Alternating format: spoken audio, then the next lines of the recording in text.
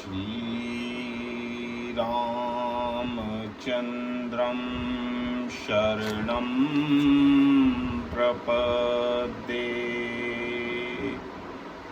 श्रीराम भक्तं शरणं प्रपद्ये। श्रीराम जय राम जय जय राम।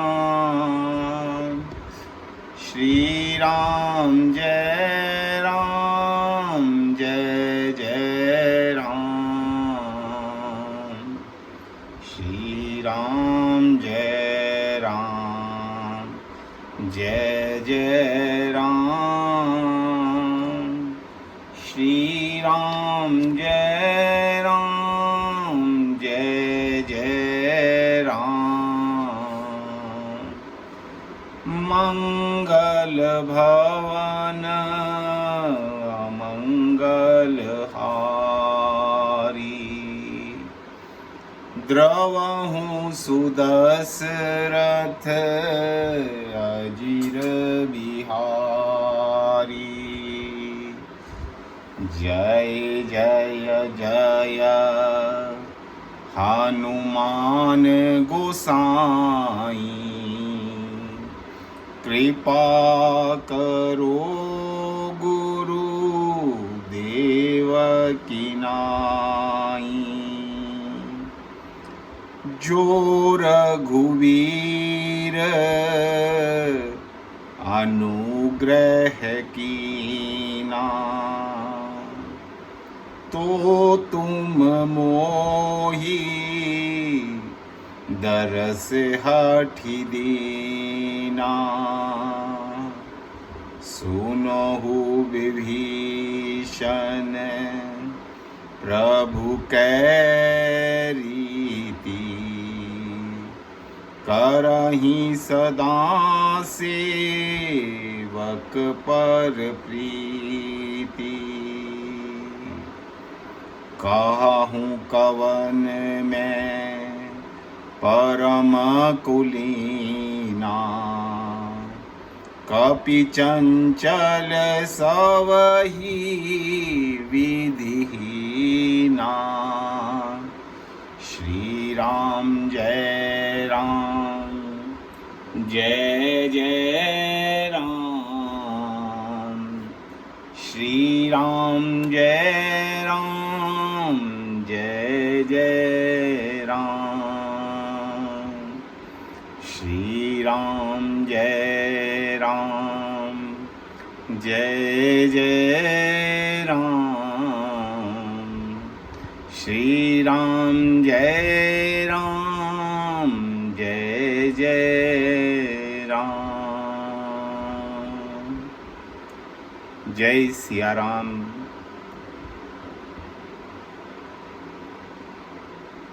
हनुमान जी और विभीषण आमने सामने खड़े हैं। दोनों में परिचय होता है, एक दूसरे के बारे में बताते हैं। और हनुमान जी के मन में एक कार्य चल रहा है कि अगर ये कार्य अब किसी प्रकार से हो जाए तो लंका के ऊपर विजय सुनिश्चित हो जाएगी, पक्का हो जाएगी। कि किसी प्रकार से जो विभीषण है वो रावण को छोड़कर भगवान राम की शरण में आ जाए। भगवान राम के गुण हनुमान जी विभीषण को बताकर आते हैं कि सुनो हो विभीषण प्रभु कै रीति। करहि सदा सेवक पर प्रीति। राम सदा सेवक रुचि राखे। मोते अधिक राम करि दासा। राम ते अधिक राम करि दासा। मानस के अंदर इस बात पर बहुत जोर दिया गया है कि भगवान अपने भक्तों के ऊपर बहुत प्रीति रखते हैं, और ये सत्य भी है। हनुमान जी ने यही मंत्र विभीषण को भी दिया। मगर क्या विभीषण का मन हनुमान जी की इतनी बात सुनकर बन गया लंका छोड़ने का? क्या विभीषण ने उसी समय फैसला कर लिया कि हाँ, अब मैं लंका छोड़कर राम की शरण में चला जाऊंगा? नहीं। सद्गुणों का प्रभाव इतनी जल्दी जीव पर नहीं हुआ करता जितनी जल्दी दुर्गुणों का प्रभाव होता है। सद्गुणों के अंदर कभी एकता नहीं होती, दुर्गुणों के अंदर बहुत एकता होती है।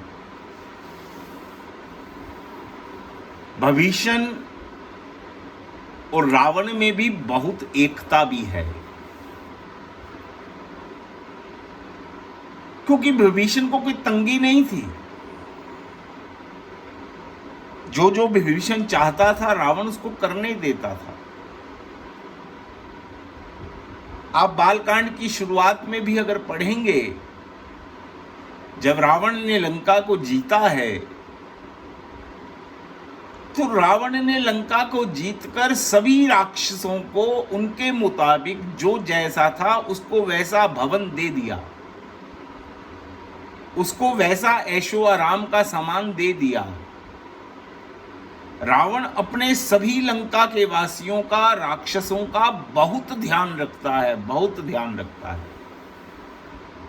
किसी भी राक्षस को रावण से कोई शिकायत नहीं है, कोई शिकायत नहीं।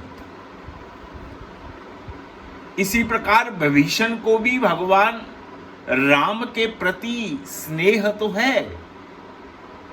कुछ हनुमान जी और अधिक कह गए, मगर बात यह है कि लंका छोड़ने के लिए रावण के साथ बैर भी तो उत्पन्न हो। छोड़ा कब जाएगा? वैराग्य कब उत्पन्न होगा? भगवान से तो हम सभी प्रेम करते हैं। भगवान से जैसा विभीषण प्रेम कर रहा है वैसा प्रेम हम सभी करते हैं। तभी तुलसीदास जी बार बार ये बात कह रहे हैं कि हर जीव विभीषण है। विभीषण की तरह हम सब भगवान से प्रेम करते हैं, अपना नित्य क्रम करते हैं। विभीषण भी लंका में रहकर अपना नित्य क्रम कर रहा है, हरि मंदिर बना रखा है, उसमें पूजा पाठ करता होगा, नारायण सेवा करता होगा। मगर विभीषण के जीवन में एक बात ये भी तो और बहुत बड़ी पक्की खड़ी है कि उसको रावण के प्रति कोई बैर भाव भी नहीं है। वो रावण को छोड़े तो छोड़े कैसे? हर जीव की यही तो मुश्किल है। भगवान से प्रेम तो वो करता है, मगर मोह रूपी रावण को छोड़े तो छोड़े कैसे? मोह उसको छोड़ने नहीं देता। मोह की जो पकड़ है वो बहुत मजबूत है, बहुत मजबूत है। उत्तरकांड में कागभुसुंडी जी कह रहे हैं गरुड़ राज से कि गरुड़, दुर्गुण के अंदर बहुत ये गुण होता है कि जब आपके अंदर एक दुर्गुण आता है तो वो सभी दुर्गुणों को बुला लिया करता है, सभी दुर्गुणों को, और सभी दुर्गुण आपके अंदर इकट्ठे हो जाते हैं, एकत्र हो जाते हैं। और दुर्गुणों की आपस के अंदर जो एकता है वो बहुत अधिक है, अत्याधिक है। मगर सद्गुणों के अंदर एकता नहीं हुआ करती। आप एक व्रत का पालन कर लीजिए। आप आज सोच लीजिए कि मैं आज से सत्य बोलूंगा, मैं कहीं भी कोई झूठ नहीं बोलूंगा। सत्य भगवान आए, आपकी जीवा के ऊपर विराजमान हो गए, आपने सत्य बोलना शुरू किया। मगर जो बात आपके सामने सत्य होती है वो आप सबको बोल देते हो। वो किसी को अच्छी लगती है और किसी को कड़वी लगती है। जब सत्य आपकी जुबान पर आया तो आप में से शील जो था आपका, वो शील आपका चला जाता है। जो दुनिया आज तक आपको अच्छा समझ रही थी, आज वो आपका सत्य सुनकर आपको बुरा कहने लगी। आप में से शीलता चली गई। कहीं आदमी ये जीवन में प्रण कर ले कि आज के बाद मैं बड़ा शील बनकर रहूंगा, तो शील बनने के लिए, सामने वाले को प्रसन्न करने के लिए आदमी को हो सकता है झूठ भी बोलना पड़ेगा, तो उसके जीवन में से सत्य चला जाएगा। सद्गुणों को एकत्र करना मुश्किल काम है। सद्गुण को जो एकत्र होंगे वो राम के साथ ही एकत्र होंगे, कृष्ण के साथ ही एकत्र होंगे। ये अकेले अकेले कभी भी एकत्र नहीं हो सकते। 3-4 दिन पहले मेरी बात आपसे चल रही थी जो बीच में ही रह गई, क्योंकि जब राम आए, राम ने अवतार लिया, क्या उस समय महान पुरुषों की कमी थी? विश्वामित्र थे, वशिष्ठ थे, विदेहराज जनक थे, राजा दशरथ थे, परशुराम थे। क्या फिर भी राम को आना पड़ा? क्या कमी रह गई थी इनमें जिसके कारण भगवान को आना पड़ा? साहब, परशुराम तो ऐसे व्यक्तित्व हैं जिसने सहस्त्रार्जुन को हरा दिया था, और सहस्त्रार्जुन ने रावण को हरा दिया था। परशुराम ही रावण को मार देते। भगवान राम को आने की आवश्यकता ही क्या पड़ती? भगवान राम को जन्म लेने की आवश्यकता ही क्या पड़ती? मगर कमी क्या थी इन सभी महापुरुषों के अंदर? इनके अंदर आपस के अंदर एकता नहीं थी। ये सभी सद्गुण तो थे, मगर इन सद्गुणों में एकता नहीं थी। देखो, वशिष्ठ जो हैं वो कभी जनकपुर नहीं जाना चाहते। विश्वामित्र जो हैं वो कभी अयोध्या नहीं आना चाहते। राजा दशरथ और जनक का स्वभाव आपस में मिलता नहीं। इन सब के अंदर आपस के अंदर एकता नहीं है। ये इकट्ठे नहीं हो सकते, और जब तक सद्गुण इकट्ठे नहीं होंगे तब तक एकत्रित हुए हुए दुर्गुणों को कैसे मारेंगे? दुर्गुण तो एकत्रित हैं। रावण के राज्य में, लंका के अंदर सभी दुर्गुण, तुलसीदास जी ने लिखा है कि सभी दुर्गुण बहुत आराम से, बहुत सुख से रह रहे हैं। किसी प्रकार की किसी को कोई दिक्कत नहीं है। गुरु वशिष्ठ कभी जनकपुर नहीं जाते, क्योंकि इतिहास कहता है कि जनकपुर के अंदर राजा जनक के जो पूर्वज थे, राजा निमि, उस समय में, राजा निमि के समय में गुरु वशिष्ठ ही उनके पुरोहित हुआ करते थे, उनके आचार्य हुआ करते थे।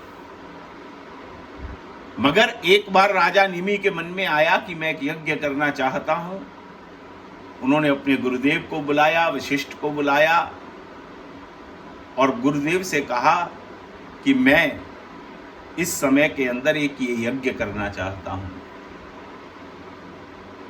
गुरु वशिष्ठ वो समय पहले किसी और को दे चुके थे एक यज्ञ करने के लिए। गुरु वशिष्ठ ने राजा निमि से कहा कि मैं ये समय उस व्यक्ति को दे चुका हूं, मैं पहले वहां यज्ञ करूंगा, उसके बाद यहां आकर जनकपुर के अंदर ये आपका यज्ञ मैं करवाऊंगा। और इतनी बात कहकर वशिष्ठ चले गए। राजा निमि को बड़ा क्रोध आया कि कैसे गुरुदेव हैं, कैसे ये मेरे पुरोहित हैं जिन्होंने एक राजा की बात को नहीं माना। उन्होंने किसी दूसरे आचार्य को बुलाया और उसी समय के अंदर वो यज्ञ कर अपना पूर्ण कर लिया। अब गुरु वशिष्ठ जब वो यज्ञ पहले वाला करके आए तो उनको पता चला कि राजा निमि तो यज्ञ कर चुके हैं। गुरुदेव वशिष्ठ को थोड़ा क्रोध आया। राजा निमि से कहा कि आपने ये क्या किया? तो निमि ने कहा, गुरुदेव आप ही तो कहते हैं कि शुभ कार्य का मन जब संकल्प मन में जागे तभी कर लेना चाहिए, उसमें देरी नहीं करनी चाहिए। आपके पास समय नहीं था, मैंने दूसरे पुरोहित को बुलाकर वो यज्ञ कर लिया, तो मैंने क्या बुरा कर दिया? मगर गुरु वशिष्ठ को ऐसा लगा और कहा राजा नेमी से कि तेरे को अपने गुरु के वचनों में विश्वास नहीं था, तेरा कुछ अनिष्ट नहीं हो सकता था। मैंने कहा था कि मैं आकर यज्ञ करवाऊंगा, तो तुझे मेरा इंतजार करना चाहिए था। तूने मेरा अपमान किया है। और गुरु वशिष्ठ सदैव सदैव के लिए वहाँ का आचार्यपन छोड़कर जिंदगी में दोबारा कभी जनकपुर ना जाने का संकल्प करके वापस आ गए। गुरु वशिष्ठ कभी जनकपुर नहीं जाते, और विश्वामित्र की वशिष्ठ से नहीं बनती। वशिष्ठ राजा दशरथ के गुरु हैं, तो इस कारण से विश्वामित्र कभी अयोध्या नहीं आते। सद्गुण कभी एकत्र नहीं हो पाते। ये एकत्र कब होंगे? जब भगवान राम आएंगे। इसलिए राम को आने की आवश्यकता पड़ी कि इन सबको एकत्र किया जाए, और पहले भगवान ने कार्य भी यही किया। विश्वामित्र ने यज्ञ करना है, देखा कि राक्षसों को मारा केवल भगवान के द्वारा जा सकता है। ध्यान लगाकर देखा तो क्या देखा कि भगवान तो राजा दशरथ के यहां जन्म लिया हुआ है। अब बड़ी मन में विपदा खड़ी हो गई कि इसने जन्म लिया तो भी क्षत्रिय के घर लिया। मैंने क्षत्रियपन छोड़कर पूरा जीवन ब्राह्मण तत्व पाने के अंदर लगा लिया। क्या पाया मैंने ब्राह्मण बनकर? इससे अच्छा तो क्षत्रिय ही रहता। मगर अपने यज्ञ की रक्षा करने के लिए और राक्षसों को मारने के लिए विश्वामित्र का अयोध्या में आज आगमन होता है। यानी पहली गांठ खुलनी शुरू हो गई। भगवान के आते ही पहली गांठ खुल गई साहब। और देखिए फिर भगवान की लीला, जो वशिष्ठ और विश्वामित्र का आपस में विरोध है। राजा दशरथ तो भगवान राम को देना नहीं चाहते, मगर गुरु वशिष्ठ सिफारिश करते हैं कि राजन राम को दे दीजिए। वशिष्ठ विश्वामित्र का स्वागत करते हैं। दोनों थोड़ा नजदीक हो गए, करीब हो गए। मित्रता नहीं भी हुई तो कम से कम आपस में जो बैर था वो तो भगवान राम ने आज पहली बार में ही समाप्त कर दिया। भगवान राम जाते हैं, ताड़का को मारते हैं, यज्ञ की रक्षा करते हैं। अब भगवान राम जनकपुर की ओर बढ़ चले। देखो, जनकपुर के जो राजा हैं वो ज्ञानी हैं और राजा दशरथ भक्त हैं। और गुरु वशिष्ठ कभी जनकपुर जाते नहीं। अब भगवान राम ने विवाह करने की सोची तो कहां सोची? उसी जनकपुर में सोची। यानी भगवान राम जो कार्य करते हैं, एक दो सद्गुणों के बीच में सेतु बनने का कार्य करते हैं। भगवान राम साक्षात सेतु हैं। भगवान राम बांध देते हैं। एक पुल से एक किनारे से दूसरे किनारे को आपस में बांध देते हैं। भगवान का इतना सा तो ही कार्य है। भगवान ने यही तो कार्य किया। जनकपुर में जाकर धनुष तोड़ दिया, पत्र आ गया, राजा दशरथ ने बारात की तैयारी कर ली। गुरु वशिष्ठ को तो याद भी नहीं रहा कि मैं जनकपुर नहीं जाता, और बारात में सबसे अगले रथ पर बैठकर गुरु वशिष्ठ जनकपुर की ओर बढ़े जा रहे हैं साहब। देखो भगवान की लीला, भगवान की कृपा देखिए आप। राजा दशरथ भी भूल गए, वशिष्ठ भी भूल गए, और दोनों सब जनकपुर के अंदर एकत्रित हो गए साहब। सबका सुंदर मिलन हुआ। सब आपस में बैर भाव भूल गए। अब राजा जनक भी एकत्रित हो गए, वशिष्ठ भी एकत्रित हो गए, दशरथ भी एकत्रित हो गए और विश्वामित्र भी एकत्रित हो गए। सब चारों आपस के अंदर एक हो गए। भगवान राम ने ऐसी नींव साहब धरी इस महल की, इतना मजबूत महल खड़ा किया कि ये सब इकट्ठे हो जाएं। परशुराम जी भी आ गए। परशुराम जी ने भी भगवान को पहचान लिया। परशुराम जी ने भी भगवान को प्रणाम किया। यानी सद्गुणों को एकत्रित करने का काम या राम कर सकते हैं या राम कृपा कर सकती है। दूसरा कोई सद्गुण जीवन के अंदर एकत्रित नहीं होते भैया। आप एक सद्गुण को पकड़ोगे, दूसरा छूट जाएगा, दूसरे को पकड़ेगे, पहले वाला छूट जाएगा। मगर दुर्गुण हमेशा इकट्ठे रहते हैं। इनको आप जितना मर्जी अलग अलग करने का प्रयास करो, ये बहुत आसानी से अलग नहीं होते। हनुमान जी ने भी ये सोचा कि किसी प्रकार ये दुर्गुण अलग अलग हो जाएं, विभीषण और रावण अलग अलग हो जाएं। मगर ये अलग होना इतना आसान नहीं था, क्योंकि विभीषण के मन में रावण के प्रति कोई बैर भाव नहीं था भैया, नहीं था।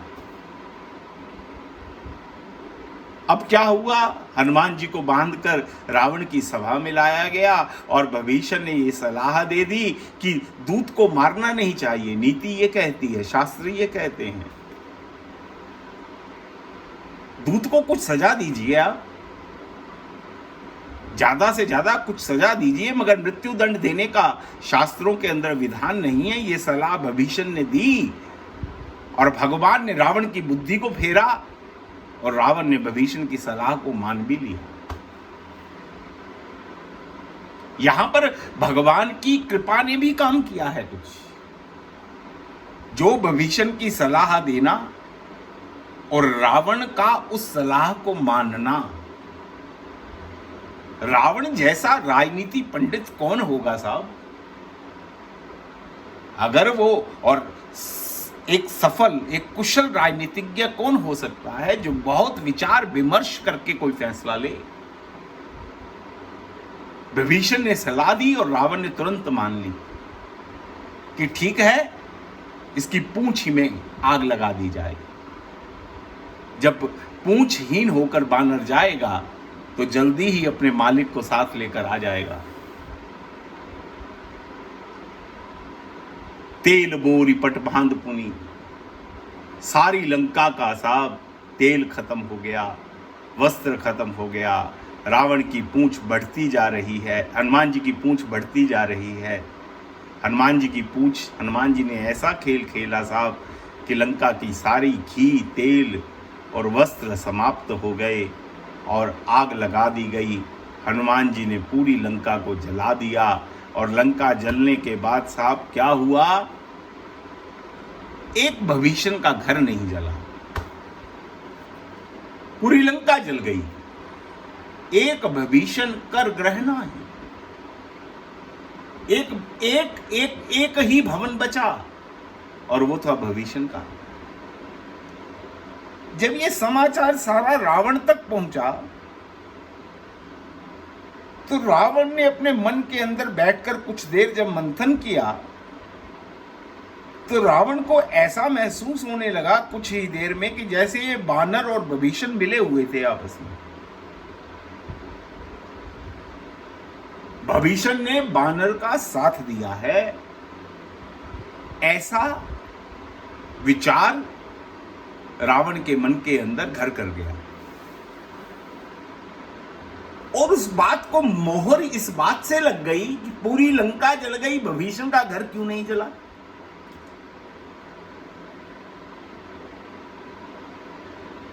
ये भगवान की कृपा होती है साहब, जब जीव की बुद्धि इस प्रकार से काम बनना शुरू हो जाती है। उसी समय सभा बैठी और विभीषण फिर आ गया। विभीषण ने आते ही फिर सलाह दे दी कि भैया, हे लंकेश, आपसे मेरी प्रार्थना है कि आप जानकी जी को लौटा दीजिए। क्रोध से तो वो पहले ही भरा बैठा था, विभीषण के प्रति शंका तो उसको पहले ही थी, मगर वो क्रोध अब फूट गया, क्रोध निकल पड़ा विभीषण के ऊपर और विभीषण के ऊपर चरण प्रहार कर दिया। दुर्गुणों में फूट इतनी जल्दी नहीं पड़ती, ये तो राम कृपा से संभव हुई। आज तक रावण ने किसी राक्षस को नहीं सताया था, आज पहली बार ऐसा हुआ कि रावण ने विभीषण के ऊपर चरण प्रहार कर दिया। और फिर देखो, सबसे बड़ी बात, विभीषण वहां से चला और जाते हुए ये बात कहकर जा रहा है। कोई चोरी से नहीं आया विभीषण, कोई रात के अंधेरे में नहीं आया विभीषण लंका को छोड़कर। रावण की सभा के अंदर ये घोषणा करके आया कि मैं अब राम की शरण में जा रहा हूं। राम कौन है? रावण का परम शत्रु है इस समय। एक राजनीतिक दृष्टि से या एक वैसे ही एक बात को आप सोचिएगा कि कोई व्यक्ति सामने वाला मेरे दल का, मेरा छोटा भाई जिसका मैंने अपमान कर भी दिया, और वो ये कहकर जाए कि मैं तो सामने दुश्मन के खेमे में जा रहा हूं, तो कभी कोई जाने नहीं देगा। अगर रावण की बुद्धि उस समय काम करती तो रावण उसको जेल में डाल देता, उसको मृत्यु दंड दे देता, काम ही खत्म हो जाता। मगर रावण की बुद्धि के ऊपर इस समय भगवान राम की कृपा का कार्य चल रहा है। भगवान राम की कृपा चल रही है। भगवान राम की माया जो है वो रावण की बुद्धि के ऊपर पड़ चुकी है। रावण उल्टा सोचता है। रावण कहता है यह इतना बेवकूफ है, इतना पागल है विभीषण, इसने मुझे ऐसी सलाह दी जिससे मेरी पूरी लंका जल गई। ऐसे व्यक्ति को तो शत्रु के शिविर में ही होना चाहिए। ये वहां जाकर भी ऐसी ही सलाहें देगा तो उसका विनाश अपने आप ही हो जाएगा। जैसे मेरी लंका जल गई, उसके सारे जितने भी उसने सेना इकट्ठी की है, ऐसी अद्भुत सलाहें देकर ये उनका भी विनाश जल्दी ही करवा देगा। रावण ये सोचता है और विभीषण को जाने देता है। और ये बात पक्की भी हो गई। रावण की ये बात पक्की भी हो गई। विभीषण के पीछे 2 दूत भेजता है रावण, और वो दूत बानर बनकर राम जी की सेना में आकर छुप जाते हैं। और उस समय, जिस समय ये दूत आए और ये दूत बानर बनकर, गुप्तचर बनकर भगवान राम की सेना के बीच में घूम रहे हैं, सारा भेद ले रहे हैं, उस समय राम क्या कर रहे थे? याद कीजिए, भगवान राम विभीषण की सलाह से, जो सलाह लखनलाल को भी पसंद नहीं थी, समुद्र के किनारे अनशन करके बैठे थे। समुद्र से रास्ता मांगने के लिए प्रार्थना कर रहे थे। ये उस समय की बात है। उस समय की भगवान राम 3 दिन बैठे, और 3 दिनों के बीच बीच में ही ये गुप्तचर पकड़े गए, पहचाने गए, और इनको पकड़कर पहचान कर लक्ष्मण जी के पास लाया गया, क्योंकि भगवान राम तो अनशन पर बैठे हैं। लखनलाल जी ने अपनी एक पत्रिका दी और दूतों को कहा, जा रावण के पास जाओ और ये मेरी पत्रिका उनको दे देना, समझा देना रावण को। और ये दूत गए और रावण को जाकर सारी बात बताते हैं ये गुप्तचर। और दूतों ने ये बात भी बताई कि आपके छोटे भाई विभीषण ने भगवान राम को ये सलाह दी है कि समुद्र के किनारे आप बैठिए, अनशन कीजिए, समुद्र आपको रास्ता दे देगा। और भगवान राम समुद्र के किनारे बैठकर अनशन कर रहे हैं। और रावण बहुत प्रसन्न हो गया, बहुत खुश हो गया कि देखा, जो मैं सोचता था कि ये मंद बुद्धि है विभीषण, इसने मेरे को ऐसी सलाह दी जिसने मेरी लंका को जला दिया, अब इसने राम को भी ऐसी सलाह दे दी। क्या समुद्र भी कभी रास्ता दिया करता है? क्या समुद्र के किनारे बैठकर अनशन करने से समुद्र पार हो जाएगी? वो बानर भालू रीछ पार हो जाएंगे?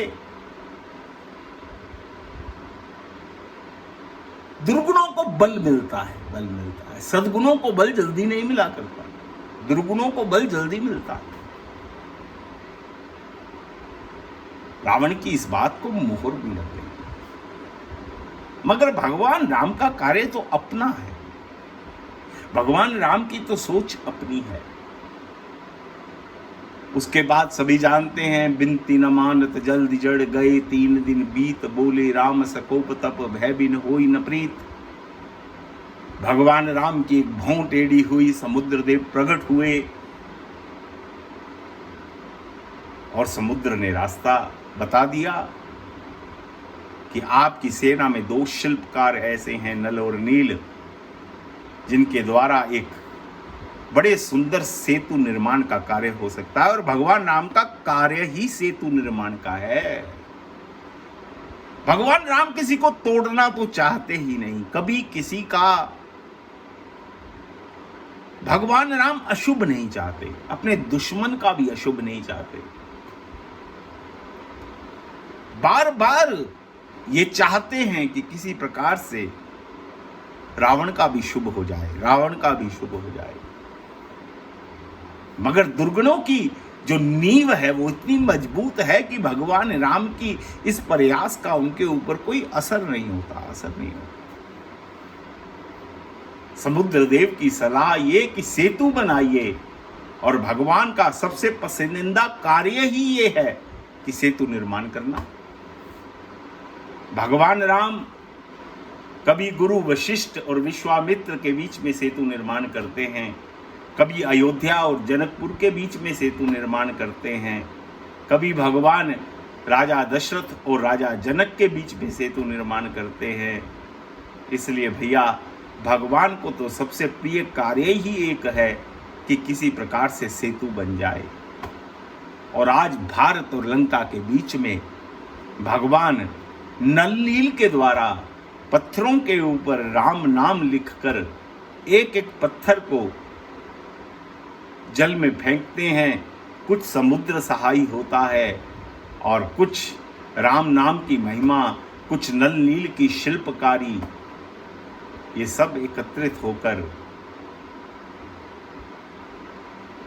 एक सुंदर सेतु का निर्माण होता है।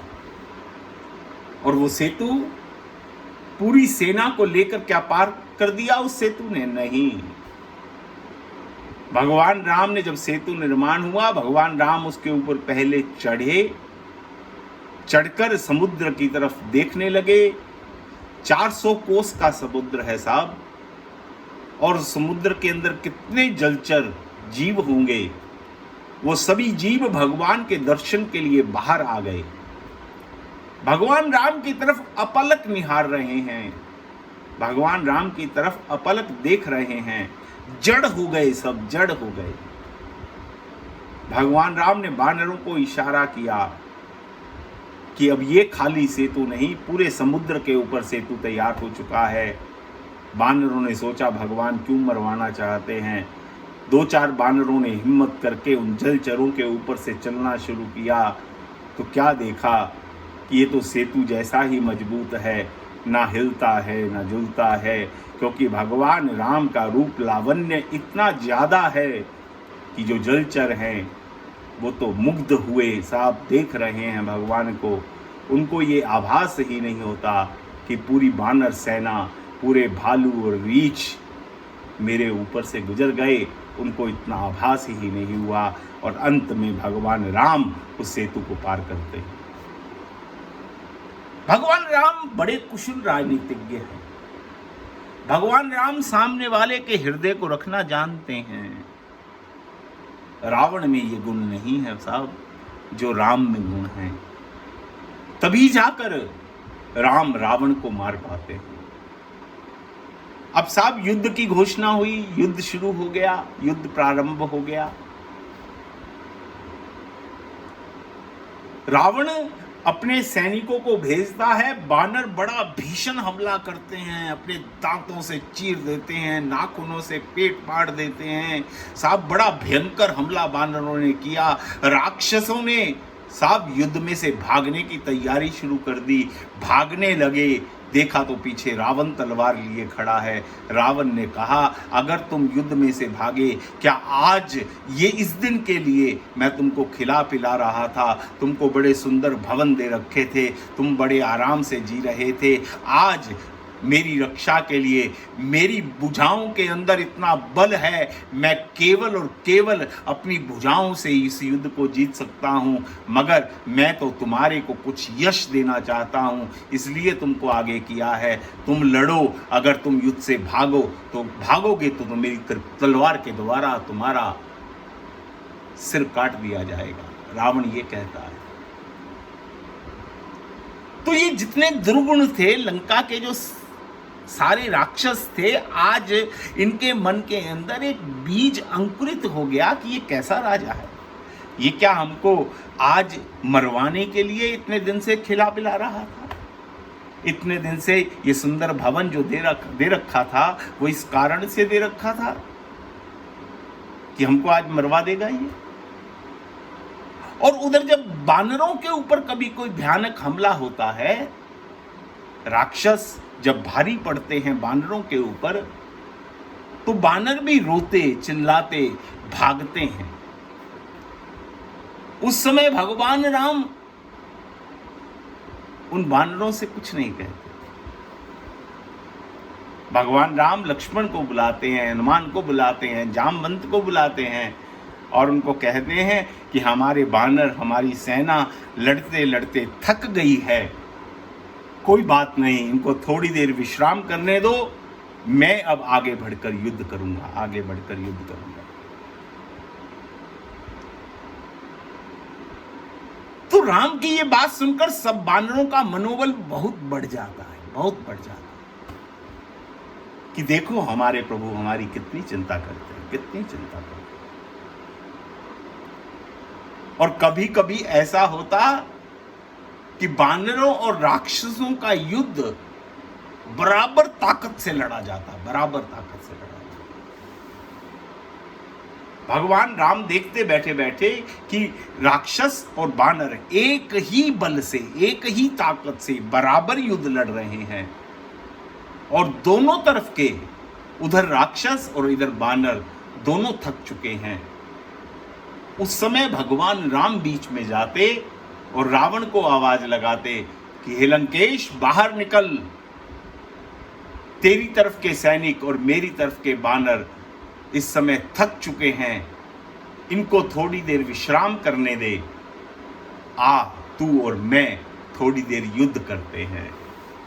कितनी बड़ी राजनीति है साहब, कितनी बड़ी भगवान राम की ये बात है कि राक्षस के सैनिक सब ये सोचकर पागल हो जाते हैं, हैरान हो जाते हैं कि ये कैसा व्यक्तित्व है जो दुश्मन खेमे के सैनिकों की भी चिंता करता है कि ये थक गए, इनको थोड़ी देर विश्राम करने दो। उसका प्रभाव क्या पड़ता है साहब? वो तन से तो रावण की तरफ से लड़ते हैं, मगर मन से ये कामना करते हैं कि राम विजयी हो, रावण हार जाए। ये सब कब होता है? जब राम होते हैं। सबके भीतर काम भी है और राम भी है। किसी में काम की अधिकता है, किसी में राम की अधिकता है। करना क्या है? काम को घटाना है और राम को बढ़ाना है, बस इतना सा तो काम है।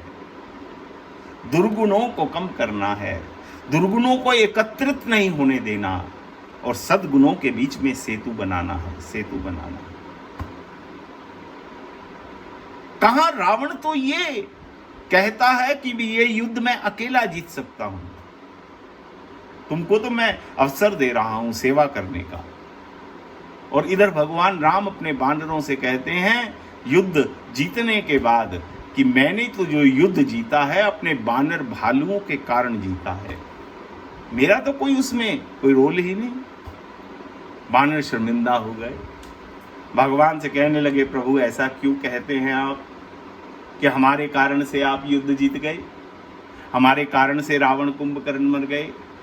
भगवान राम कहते बानरों को, भालुओं को उनकी पीठ के ऊपर हाथ फेरते हुए, सहलाते हुए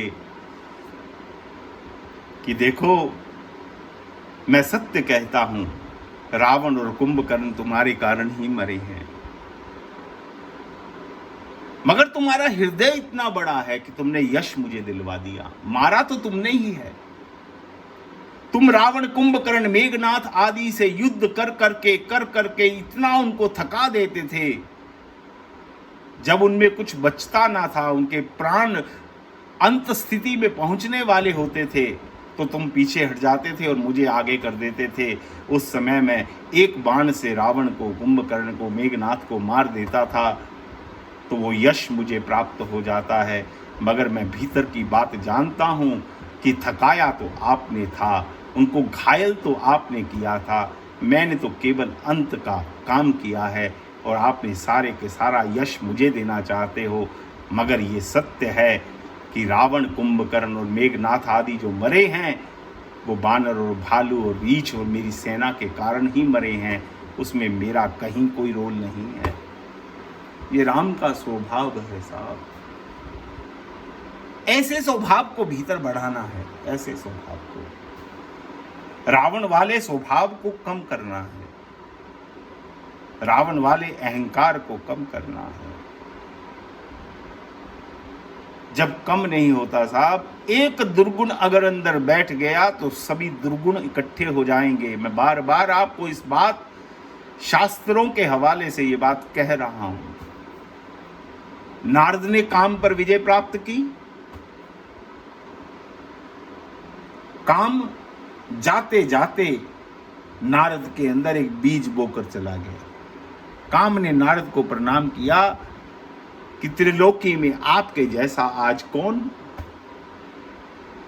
जो आज तक कोई मुझ पर विजय ना पा पाया, आपने मुझ पर विजय प्राप्त कर ली। देखो, उस समय तक नारद विशुद्ध थे, कोई उसमें कोई दुर्गुण नहीं था, कोई बात नहीं थी। मगर न काम था, न क्रोध था, न लोभ था, कुछ नहीं था। मगर ये बात सोचते सोचते नारद सोच ही रहे थे कि दूर खड़ा, दूर बैठा अहंकार हंस रहा था कि तेरे मन में काम, क्रोध, लोभ तो नहीं है, मगर तू मुझे बुलाने की तैयारी कर रहा है। अहंकार नारद जी के मन में प्रवेश कर गया। बस क्या हुआ, नारद के मन में बात जाग गई कि मैंने काम को हरा तो दिया, मगर इस बात को जाना तो किसी ने है ही नहीं। और सीधे चले कैलाश भगवान शिव के पास। नारायण नारायण, भगवान शिव को पूरी गाथा सुना दी। शिव ने सुनकर कोई प्रशंसा नहीं की नारद की। नारद चलने लगे कि बात बनी नहीं, तो शिव ने आवाज दी नारद से कि नारद मुनि, मेरी बात सुनते जाओ।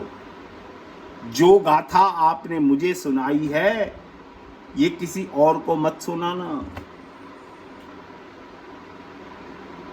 भगवान शिव तो नारद का भला चाह रहे हैं, मगर नारद ये सोच रहा है कि भगवान शिव से मेरी ये विजय बर्दाश्त नहीं हुई। क्या उस शिव को विजय बर्दाश्त नहीं होगी जो खुद काम आ रही है,